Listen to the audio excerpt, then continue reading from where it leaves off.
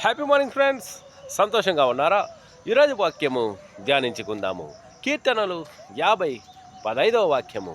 ఆపత్కాలమున నీవు నన్ను గూర్చి మొరపెట్టుము, నేను నిన్ను విడిపించెదను, నీవు నన్ను మహిమపరచెదవు.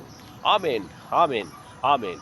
అవును, క్రీస్తునందు ప్రియమైన వారులారా, ఆపత్కాలమందు మనము లోకము వైపు చూసినట్లయితే, లోకము వైపు చూసి మనము సహాయము కోసము ఎదురు చూసినట్లయితే మనకు సహాయము దొరకకపోవచ్చు. మనము లోకమును సృష్టించిన సృష్టికర్త వైపు చూసిన ఎడల, యేసు ప్రభువుని మనము ఆశ్రయించిన ఎడల మనకు సహాయము దొరుకుతుంది. ఆపత్కాలమందు యేసు ప్రభుల వారు మనములను విడిపించే దేవుడై ఉంటున్నాడు.